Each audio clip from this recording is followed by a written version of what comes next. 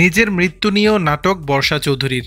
বরাবরই নানা রকম মুখরোচক কাণ্ড ঘটিয়ে কিংবা সামাজিক যোগাযোগ মাধ্যমে নিজের সুখ দুঃখের কথা বলে আলোচনায় আসেন সোশ্যাল মিডিয়া ইনফ্লুয়েন্সার বর্ষা চৌধুরী। কিন্তু এবার মৃত্যুর গুঞ্জনে খবরের শিরোনাম হলেন তিনি। বুধবার দুপুর থেকেই ফেসবুকে ছড়িয়ে পড়ে বর্ষা চৌধুরী আর নেই, হার্ট অ্যাটাক করে মারা গেছেন দাবি করে পোস্ট দেন অনেক ইনফ্লুয়েন্সার্স।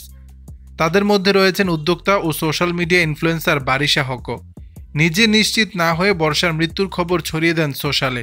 কেউ কেউ বলছিলেন এটাও মনে হয় একটা নাটকীয় ঘটনা, কারণ এদের কোনো বিশ্বাস নেই।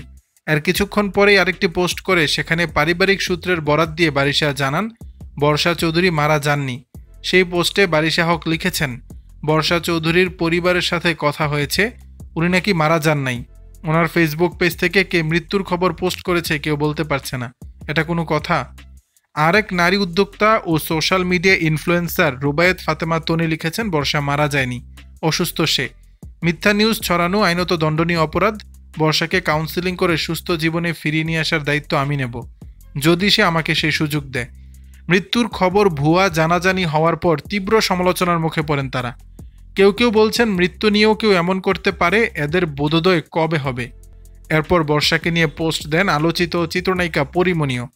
এক ফেসবুক পোস্টে তিনি লেখেন, রাখাল আর বাঘের গল্পের মতো না হোক কোনোদিন। মৃত্যু নিয়ে এমন মজা আর নিয়েন না, বা কাউকে নেওয়ার সুযোগও দিয়েন না ডিয়ার বর্ষা চৌধুরী। যেদিন সত্যি আপনি চলে যাবেন সেদিন মানুষের আপনার জন্য শোক প্রকাশের জায়গাটা রাখেন অন্তত। জীবন সুন্দর হোক। দর্শক, বিষয়টি নিয়ে আপনাদের মতামত জানাবেন নিচের কমেন্ট বক্সে।